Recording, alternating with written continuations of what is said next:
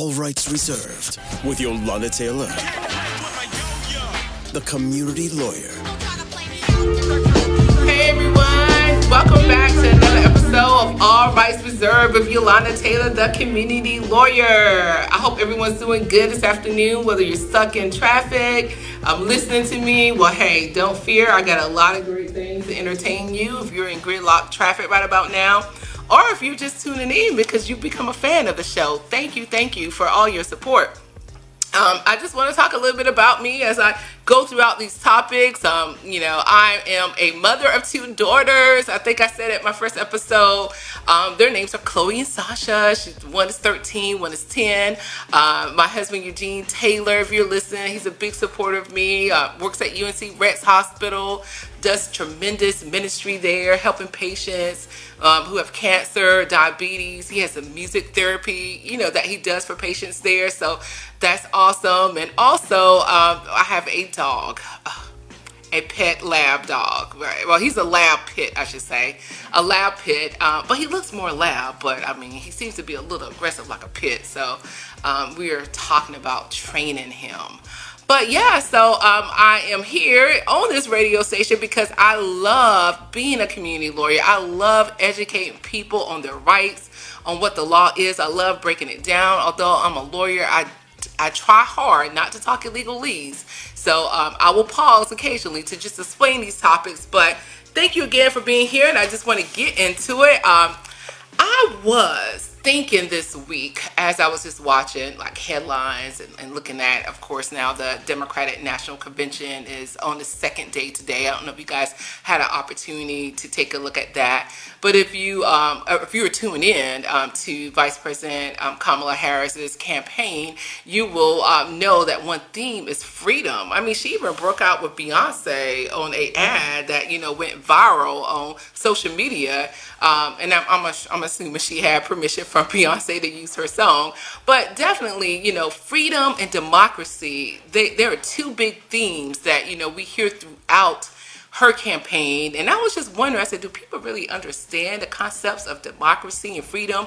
And we've had an opportunity to unbend or unpack the term democracy. But under that topic today, I definitely want to talk about a concept that I'm involved in. I had a press conference this morning, y'all, in front of the North Carolina Supreme Court on behalf of a client of mine that does a lot of great policy and advocacy work across the state. Shout out to the North Carolina Black Alliance. I ride with them. Yeah, and I know they're a great sponsor and participant of this radio show as well. But we had a press conference this morning in front of the North Carolina Supreme Court. Why? Because going back to my previous topics, our state courts matter, and we really need to inform voters about the down ballot races, because we're all fixated on this national race involving, Vice President Kamala Harris and the former President Donald Trump. But we really need to think about not just winning that election, depending on your party, but winning the state of North Carolina, because in 2022, the GOP Republican Party had a sweeping win of our state courts.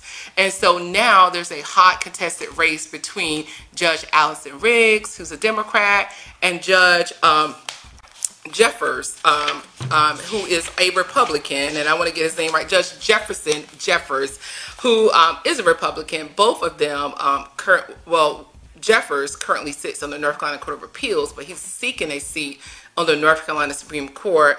And Judge Allison Riggs was appointed not too long ago to sit on the Supreme Court by Governor Cooper, and she is running now to be elected. So it's a hot contested race between these two judges. And so I want to talk a little bit again about why our state courts matter.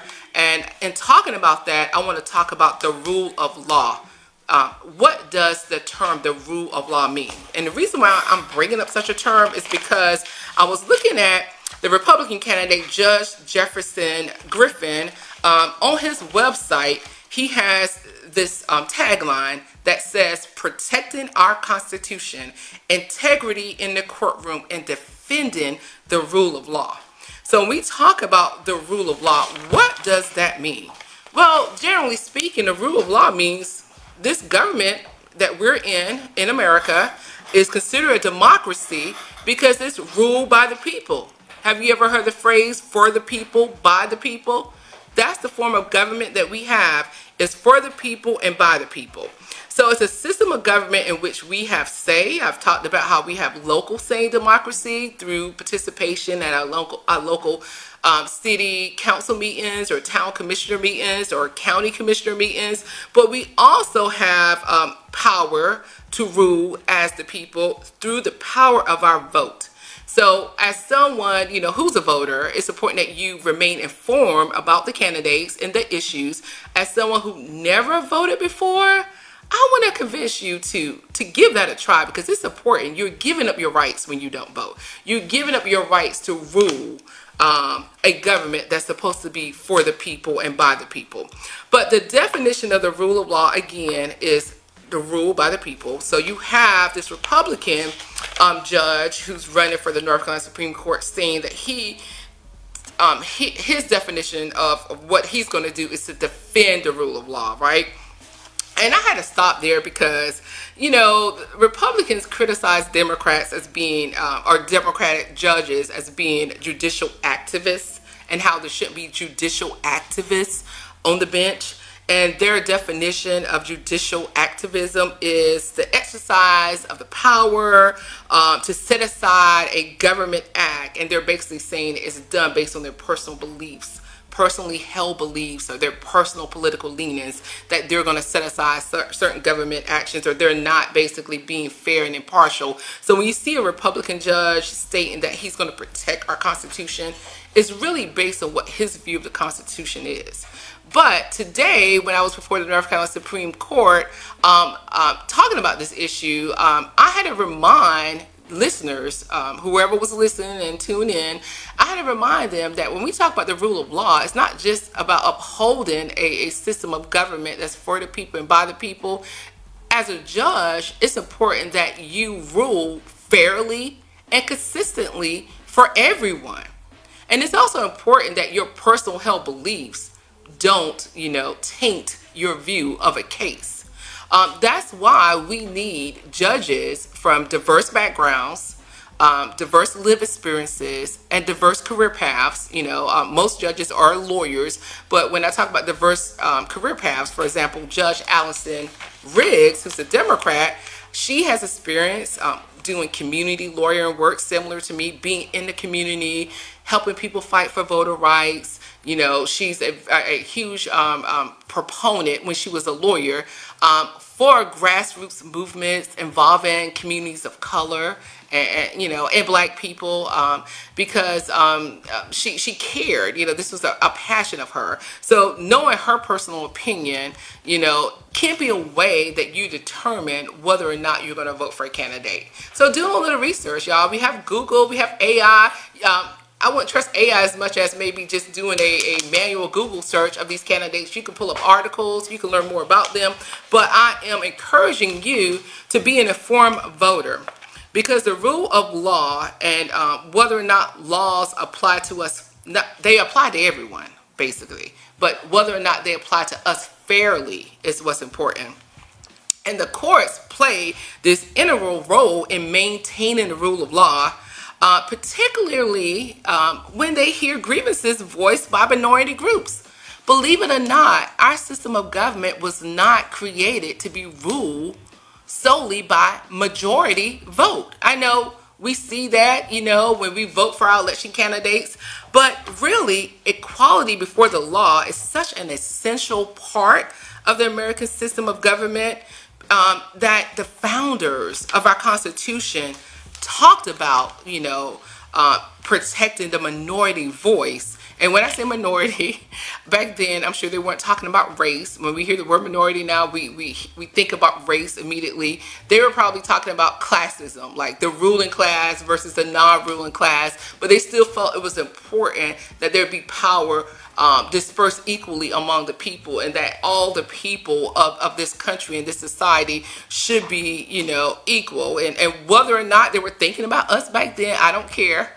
We have inherited and we have earned the promises of the U.S. Constitution and the ideal of America, which is that we all are created equal and we all are endowed with immeasurable innumerable, rights, or God-given rights that all human beings on this planet should have. So when we think again that our American democratic system is not based on simple majority rule, there are certain principles to the nation that the majority has agreed to not interfere with. For instance, the Bill of Rights. If you were in school and you heard about the Bill of Rights, the Bill of Rights was passed because, again, these are certain rights that, apply to us all, regardless if you're the majority in power or the minority in power. The Bill of Rights, embraces these concepts around freedom, like a religion, freedom to have a religion or to be whatever, a Buddhist, a Christian, a Muslim, you have that,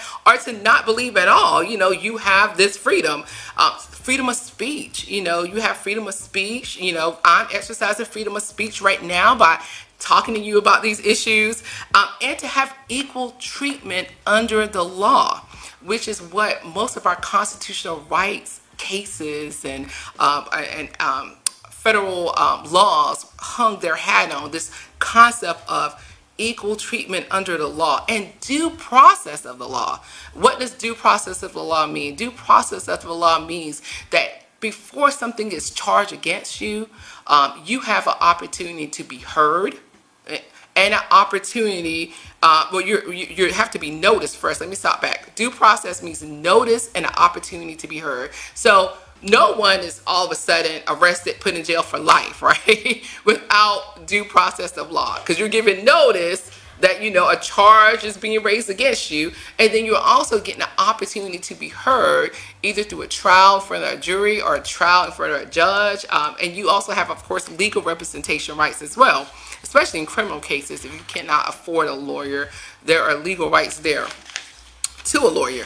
So, especially when your freedom or your liberty is at stake, where there's jail time involved. But just wanted to talk about democracy and how that's important, and how our North Carolina Supreme Court race is important, because we are set to elect a judge that may have a different view of what the duty of law is. They may have a different view of equal treatment under the law. We want to have judges, again, that are fair and impartial, but who uphold the rule of law. And another concept of the rule of law is that no one is above the law. That goes back to what we talked about maybe a few sessions ago around the recent presidential immunity case that our U.S. Supreme Court recently ruled on. And it gave the President of the United States broad immunity. What does immunity mean? Immunity means that you can't sue me. Basically, I'm protected, I'm shielded. Is that fair? Because you and I can get sued. So is it fair for anyone to be above the law? Is that adhering to a fair, equal treatment under the law, which is what the duty of the law is, or what the principle concerning the rule of law is, I should say. So one of the issues, though, that I voiced today about the Republican candidate, Judge Jefferson Griffin, is that he wrote a legal opinion that was later retracted or removed. It was in a custody case, but in that opinion, he stated something that may be of concern to you if you're a proponent for reproductive rights. In America, or especially in North Carolina. He stated that life begins at conception. Now, whether you believe that personally or not, I mean, you really think about that. When you hear judges voicing their personal opinion about issues that could come before the court, and North Carolina's new 12-week ban on abortions could one day be litigated before the North Carolina Supreme Court. And if Judge Jefferson Griffin, is elected to a seat there, then like if a case involving reproductive health or reproductive rights or abortion comes before him, he's already going to believe that life begins at the point of conception, which is even stricter than the 12-week ban. The 12-week ban in North Carolina basically means that, after 12 weeks, you cannot have an abortion unless there are exigent circumstances involving health, maybe rape. But they did allow for exigent circumstances or exceptions to that. But generally speaking, the new law is after 12 weeks, you can't have an abortion. And we know, if you watched the Democratic National Convention last night, there were women that gave testimonies as to why they felt like it was their choice. It involved their health. There was a woman who talked about being raped by her stepfather when she was 12 years old, and it resulted in an unwanted pregnancy. So should a child who was raped by a trusted parent, be it step parent or whatever, should she be forced to carry that child? And like I say, it's a tough decision, even if it's not something that you personally would or would not do. I mean, it's really deep. It's a health issue. And I talked last week about how there are actual health issues involving pregnancies and how I personally felt like I had some health challenges when I was pregnant, although I chose to have my children. But that was my choice, right? So these are some issues that we need to think about, and we want a judge that when we come before a judge that, you know, has experience working with diverse people, working in our communities, working on behalf of civil rights, a judge that is going to be equitable or fair, and a judge that is going to consistently apply the law or give equal treatment to everyone, not based on a political issue. And so we also talked about one of the cases that I think impact, you know, schools in Rocky Mount, in Wilson, in Greenville. I'm talking about rural schools, you know, even in the West as well. But I know our listeners are from the Eastern North Carolina as well as the Triangle. And that is the Leandra versus the state of North Carolina case. I mentioned it was over 30 years long. I mean, it's been litigated that long, and it still is unsettled. Well, the North Carolina Supreme Court in 2022, it was Democratic led, affirmed that there is a constitutional right to a sound and basic education. All children have a constitutional right under North Carolina's Constitution to a sound and basic education. And then they further stated that as a result of that, you know, they acknowledged that the state has the responsibility to fund rural schools, you know, if they're underfunded. And so they, as the litigation continued to happen after that, there was an order by a judge that, you know, that the state hire a consultant to then do what's called a comprehensive remedial plan. Remedial or remediation means to repair, right? So what's the plan to repair this deficit of underfunding rural schools? And so they came up with an amount, and I believe that amount was like $700 and something million of a deficit that the court in North Carolina has ruled is the state of North Carolina's responsibility. Well, fast forward after some judges, you know, their terms were up or they were facing re-election, they lost, and so the North Carolina Supreme Court flipped from a majority Democratic court to now a GOP or Republican controlled court, and they immediately like reversed their decision on that.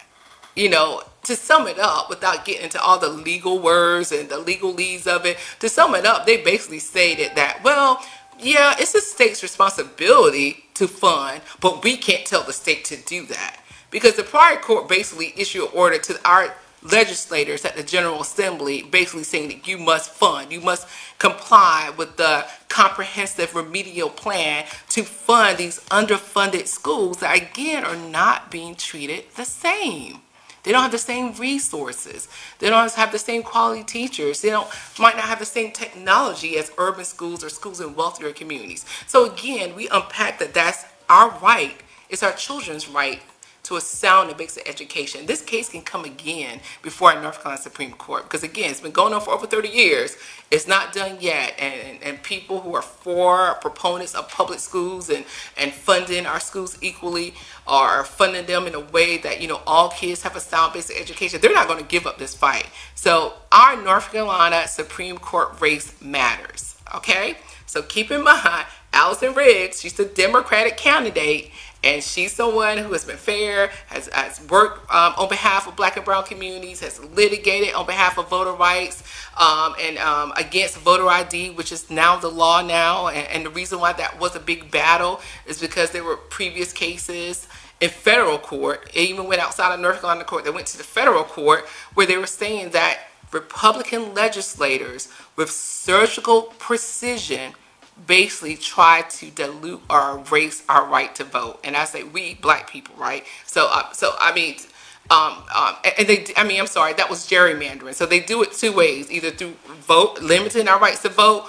or through like basically doing it in a way where they dilute our political power because they draw maps of our districts. If you're voting, you have to know what district you're in on election day, right? So redistricting is the process of putting together a whole map of the state and drawing lines and creating the districts and how they will look. And so they've used some crafty tactics to basically erase some of our ability to elect people who will be the champion of our issues. There are some districts where there's no possibility for a Democrat to even win. So some people who were going to rerun decided not to run because it was like not worth it because they were basically drawn out of their district, right? And you may have heard of some of these things. So democracy is definitely important, y'all. So I'm going to take a break and I'll be right back. But when I come back, I'm asking you, what does a military coup and elective Bible courses have to do with politics? We'll talk about that when we get back. All rights reserved with Yolanda Taylor. Tuesdays at 5 on Choice. Hey guys, we are back and I left you with a question. What does a military coup and elective Bible courses have to do with politics? Well, they are topics in a hot contested race over who will be our next state superintendent. Who will be our next North Carolina superintendent? Well, WRL recently did an interview with both candidates, and the candidates, in case you don't know, is Maurice Green and Michelle Morrow, right? So remember those names. This is, again, encouraging you to not just be fixated on the national elections, but we got to look down on our ballot and we got to understand what races, what are these races about and what are the issues and who are the candidates. So in our hot contested race for North Carolina superintendent, it's Maurice Green. Maurice Green, he used to be the executive director of what is it called? It's a nonprofit organization that gives money. Z. Smith Reynolds. It just came back to me, y'all. Forgive me. I'm 51. Sometimes it goes, but then it comes back. So it is a organization, a nonprofit organization that does great work in communities. They've done work around racial injustice issues, systemic racism issues. So he was executive director leading that funding nonprofit. He also has experience in the public schools. He's led public schools. I think he's been involved locally as a leader of a public school district. And then we have Michelle Morrow, and she's a Republican candidate. Maurice Green is a Democratic candidate, but Michelle Morrow is the Republican candidate. So let's pause there. There was a primary, if you guys voted in the primaries, that happened early spring. Well, Michelle Morrow outbeat the incumbent superintendent, and by incumbent I mean the person who currently holds a position, right? So the current North Carolina superintendent is Catherine Truitt, and she's a Republican. Well, Michelle Morrow beat her, and I want to say it was because of her more far right positions. You know, you've heard the term MAGA Republican. Well, if we had to describe a MAGA Republican, it would be Michelle Morrow. So I guess Catherine Truitt wasn't conservative enough because she overwhelmingly beat Catherine Truitt, who I felt was, you know, a decent state superintendent. So, but Michelle Morrow doesn't have any experience in leadership over schools or in education, or has the experience that Maurice Green has, but she does have experience homeschooling her kids. So she's well known for homeschooling her kids, and that is her choice. I know a lot of Black women who homeschool their children. Nothing's wrong with that. But just based on the interview at WRL, it led me to believe it's because she has suspicions about public schools and whether or not public schools, you know, or can offer her child the best education. And that's okay. I mean, because we all do as parents, you know, we want the best education for our children. That's why I talked a lot about Leandra and funding schools. But in North Carolina, there's this other issue, right, that I think we need to be concerned about, and that is these opportunity scholarships. If we're not going to use it to create our own schools, then the bottom line is that other people are going to take opportunities to get the opportunity scholarships, and then they are going to leave our neighborhood schools, which are usually public schools, defunded. So even if you believe in school choice, which I do, by the way, even if you believe in school choice, and that's okay, because as Black people, we're not a monolith, or we don't all think the same, we don't all have the same values or beliefs. But even if you believe in school choice, do you want to see our public schools go away? And if they do, who do you think is going to be trapped in our public school system? It's going to be kids that are Black and brown, low-income kids. Our kids are going to be trapped in public schools unless you're trying to get a hold of one of those scholarship opportunity dollars. And by the way, it's not just for low-income people. I looked at the income eligibility chart, and you can make over 6 figures a year, and you can qualify for a opportunity scholarship. Why should our tax dollars pay for the rich to send their kids to private school where they can afford private tuition? That's my issue with this opportunity scholarship program that our GOP-led legislators have put together. And the reason why I say it's going to deplete our public school system or defund our public school system is because the money from the state that typically follows the pupil in public school is going to follow the pupil or the student if they go to private school. So the money follows the student. So if the money's following the student and people are applying like galore for this opportunity scholarship program, which, and I don't have the number at the top of my head, but the last time I looked, it was several months ago, it was so many applicants, they had to shut it down, right? For tier 1. It's going to be rolled out in phases based on income, right? So 72,000, yeah, that's it, 72,000, thank you, 72,000 applicants applied when the program first opened. And that was just, like I said, the first phase. So, I mean, I'm not saying that you shouldn't take advantage of this scholarship opportunity, especially if you have concerns about where your kids are. But I'm the type of person, too, I don't think we should abandon our public schools. I'm a product of public schools. I went to Wilson Fike. Go Fight, go Demons. I went to Wilson Fike, right? I also went to public schools through my elementary school years. So, I mean, I'm a product of public schools, and I think public schools did a good job. I mean, I think, you know, in public schools are some of the most seasoned, certified teachers, right? I think in public school, there are children who really, school sometimes is their only opportunity to have a good hot lunch or to be mentored, or even to get nurturing, you know. So I don't want to see our public schools go away. So when we make these decisions over who's going to be the North Carolina's next state superintendent, we got to understand where these candidates are coming from. So again, Michelle Morrow has no experience in any leadership positions over schools. She homeschooled her kids, which is her right. But again, she was viewed by voters as being the MAGA candidate. And she beat the current superintendent, Catherine Truitt, in the primaries. And you gotta understand what the state superintendent does. So let me back up and explain that. The state superintendent, of course, is the elected head over the North Carolina Department of Public Instruction, which oversees the public school systems in our entire state. The North Carolina Public of Instruction is charged with implementing the state's public school laws. When you think about laws and policies of our schools for pre-K through 12th grade public schools, and they do this at the direction of whoever is the state superintendent, and they do this in conjunction with the State Board of Education. So the state superintendent has a very important role. I think there's over like 2,000 public schools, something around that number in North Carolina. But Michelle Morrow on the WRL interview, she was asked about some comments she made about the January 6th incident and the insurrection incident. there was an audio clip of her sounding like she was saying that it was okay for people to have an insurrectionist because they can put aside the Constitution when they want to, because the government is for the people, by the people.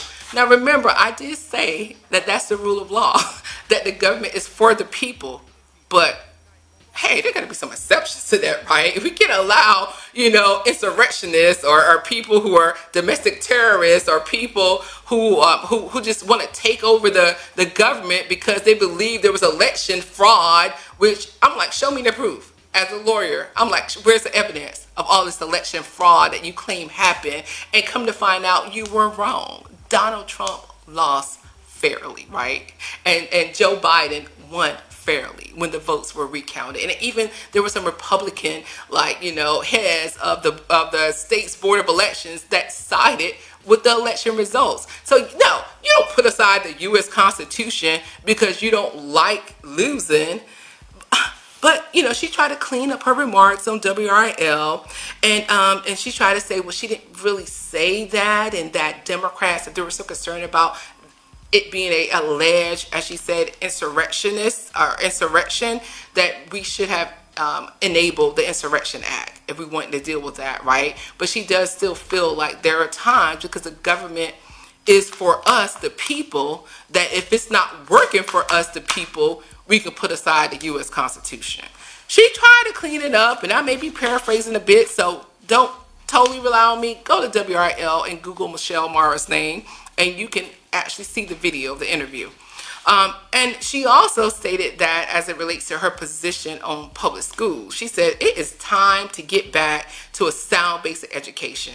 Those are the buzzwords again in the case Leandra versus the state of North Carolina, where I say that every child is entitled to a sound basic education, but her perspective of what a sound basic education is probably different from my perspective, because again, she doesn't seem to be a strong supporter of public schools, because, you know, she's choosing to, you know, I guess homeschool her kids. She hasn't said anything positive about public schools. Mo Green is a proponent of public schools. So how are you going to be the North Carolina State Superintendent when you don't support the schools that you're supposed to oversee, you know? So she did say she support the teachers, but again, teachers can be in private schools, and again, it's your choice. I'm not against private schools. I'm not against charter schools, which are public schools, just not traditional public schools. But I'm against totally depleting or demolishing or dismantling our public school system, because there are so many kids that still need quality public schools, especially in rural North Carolina, where there's not a lot of opportunity for school choice. There are not a lot of choices around private school in some rural counties. There's not a lot of choices around charter school in some rural places. So I did say, what does a military coup? So that was it. The military coup was the insurrectionist. That's the insurrectionist activity that happened on January 6th, and her comments around that. The other thing I said, well, what does an elective biblical course has to do with this race? Well, she's for implementing Bible studies in middle and high schools as an elective. The interviewer said, well, isn't that already an option? You know, there are already elective courses for Bible studies, you know, in schools. And she said, yeah, I know that. I just want to expand it. And, you know, and that's fine and dandy. But on the other end, your party and MAGA Republicans have created the Parent Bill of Rights to come against other studies, right? It's okay. Hey, I'm a Christian. I don't mind my kids taking an elective on Bible studies, but at the same time, I want my children to be able to learn about their history. So on one hand, you want to support elective biblical studies, but on the other hand, you and your party, the MAGA far-right conservatives, are trying to gut history. You know, we call it Black history, but in fact, it's American history, right? It is American history, and it's not celebrated just one time or 1 month a year. It should be celebrated continuously, because what happened to our ancestors and our accomplishments, our trials, our triumphs, and our falls, all of that is the fabric of American history, and a lot of us don't even know our history, and I think that's why some of us are voting for Trump. I'm just saying. I mean, because if you know your history, you're not going to be fooled.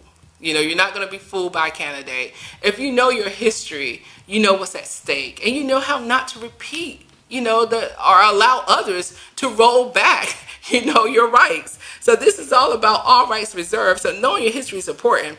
But she didn't say anything about, you know, history, even from diverse authors, you know, so these folks who got the Parent Bill of Rights implemented. And I know this because, you know, in full transparency, I'm a co-founder of a charter school. We had to sit down and we had to look at the Parent Bill of Rights, right? We had to look at that policy. And I'm thinking to myself, parents already have rights. Why do we need to create this other policy? It's because these folks, in my opinion, want to take over the schools, right? They want to take them over. If they can't take them over, they want to get rid of them through, you know, other means of giving people, rich people, wealthy people, free money, taxpayer money to send their kids to private schools. So, but she stated that, you know, she feels that studying the Bible in terms of a historical text is fine, right? I mean, there could be some challenges about whether or not the Bible is accurate history. I mean, I would never do that because I'm a Christian, but I'm just saying, as a lawyer, I see both sides to this. But yet you're challenging whether or not, you know, slavery, you know, to the understanding of how we all know slavery was. You know, I don't know if you guys ever visit the Museum of History in D.C., and I think there's one in Charleston as well. You know, if you visit these museums, I mean, the first floor is about slavery, and it's very heavy. I mean, it could take you all day just to unpack that history. I'm encouraging you to make a trip there if you have not been there to, I think it's the History and Culture Museum in D.C., but take a trip there and go there if you must go, because it's very important history, and people who don't know their history, I feel, is a lost people, and we will be up in arms right now, all of us, knowing that there are parents who don't want our history taught in school. So again, this state superintendent race is an important race. Again, the names are Maurice Mulgreen, the Democrat who has experience, and the Republican Michelle Morrow, who doesn't have experience, but she has big plans. And another plan, before I get off this topic, that she stated on WRAL, but she didn't give a clear answer, is that her party at the federal level has passed bills in Congress to abolish the U.S. Department of Education. So she was basically asked that question, right? Would you lead in a way or encourage laws to be created in a way where North Carolina doesn't fall under the umbrella of the U.S. Department of Education? If you had a child that got student loans, that you may have applied for federal student loans, maybe the U.S. Department of Education is over that. If you've recently gotten your student debt forgiven, that was through the U.S. Department of Education. If your child's on free and reduced lunch, or if your school receives Title I funding, then those programs come from the U.S. Department of Education. So if she abolishes, you know, the U.S. Department of Education, and when I say her doing it, I mean, you know, lead it in a way where, you know, the state rejects any funding from the U.S. Department of Education. That can have a domino effect on low-income children, you know, who need free and reduced lunch. Like, if you don't have these government programs. She was not clear on that was what she was going to do. She mainly just stated in that WRL interview that she was going to take a look at if she was elected, she's going to take a look. She's going to do an audit basically on day one of all the programs that are in place, all the money that's coming from the U.S. Department of Education, because she believes essentially that there are strings attached. Like, whenever the federal government gives you money, there are certain strings attached, and she believes that the federal government has an agenda. Well, Ms. Morrow, it sounds like you have an agenda too, and I'm going to leave it there. So that was definitely our race about the the North Carolina State Superintendent race. So I hope I gave you enough information so that you can be an informed voter as it relates to our North Carolina State Supreme Court race, and now our North Carolina State Superintendent race. So I'm going to take another break, and when I come back, I want you to look up this word during the break: institutional neutrality. Look it up. Institutional neutrality. What is that? We'll talk about it when we get back. All rights reserved with Yolanda Taylor, the community lawyer. on Choice FM. Hey everyone, we are back. I don't know if you had an opportunity. I left you at the break saying look up the word institutional neutrality. Well, on this probably is going to be my last topic this evening, looking at the time, but in May, the UNC Board of Governors, that's over the UNC University School System, repealed its policy that had previously mandated diversity, equity, inclusion offices and staff. Guys, I don't know if you heard, most of us have, some of us may not, that DEI is under attack. It's, again, one of those things that MAGA Republicans, they say we too woke, y'all. We too woke. We too enlightened to the game, and they don't like it, right? And they also don't like the fact that they feel that, you know, we're getting jobs, we're getting positions, we're being appointed as the vice president of the United States because we're black, because we're women, because maybe we're LGBTQAI, whatever it is. They think that's the only reason why we are getting these jobs and these positions. They think we're not competent, we're not qualified. And so there's this whole repel of DEI at the university level. Now, I was looking at Facebook. I saw a lot of y'all beautiful children going off to college, either their first year, second, or third year. How do you feel about having your brown or black child attending university where there's nothing that nourishes them culturally? And I'm talking about those of us who send our kids, I guess, to a PWI, a private white institution. Of course, if you go to HBCU, you're going to get culture. But some folks are afraid that these DEI attacks can also impact our HBCUs, which are not any longer exclusively black, right? So in May, when the UNC Board of Governors did that, they shifted to something called institutional neutrality, and it directed all their university campuses to avoid political controversies of the day. Now, that term, political controversy, as used by Republicans, is a very broad term, right? It could mean the Gaza protests, which we all are aware of and that we've seen, you know, on the news or on TV or on TikTok. But it could mean teaching black history, right? They consider that to be they consider the issue of slavery, which actually happened, y'all, to be a political controversy because it makes white people feel guilty. That's exactly what some of the folks have said, right? They feel guilty, which I don't know why. I mean, they weren't alive during slavery, were they? But they feel like when you teach it and you talk about it, it's meant to make them feel guilty. So this term institutional neutrality, what does it mean? Do you guys look it up? Well, it's the idea that colleges and universities should not, again, as institutions, take positions on social and political issues unless those issues threaten the very mission of the university and its value of free inquiry. Instead, these type of discussions should be left to students and faculty, right? But it should not be something in which the university takes a position. But again, right, that sounds good on its face, but in application, as a community lawyer and as a proponent of maintaining our rights and making sure they're reserved, we have to unpack the way people use language.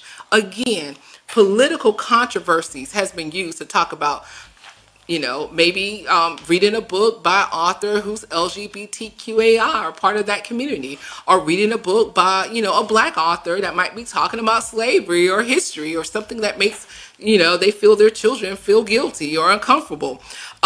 This is something we should think about. I know some people who had DEI jobs that have lost their jobs. Again, DEI is the acronym for diversity, equity, inclusion. It means that in hiring and in acceptance, maybe at a college level, that you want a diverse pool of people that look different, made up of different faiths, religions, races, abilities, and you want to make them feel included in the fabric of the university, and you want to ensure fairness as well. So some people are worried that, you know, this may lead to an abolishment of scholarships for minority students.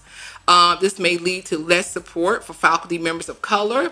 This may lead to less support for multicultural centers. We don't know. We do know that the UNC president, Peter Hans, detailed that they are complying with the new policy to like roll back these DEI jobs, so people are going to lose their jobs, and also these policies of DEI, and they have to comply. These universities and these campuses have to show compliance by September 1st. That's around the corner. And so again, supporters of DEI, feel that it's a vital part of ensuring that students and faculty members of color, as well as the LGBTQ community, feel safe and welcome on college campuses. I went to North Carolina State University. I don't know how I would have survived if there weren't like a African-American symposium done specifically for African-American students, right? And I'm sure they do it for other cultures as well, to make us feel welcome in a world, that was majority white, right?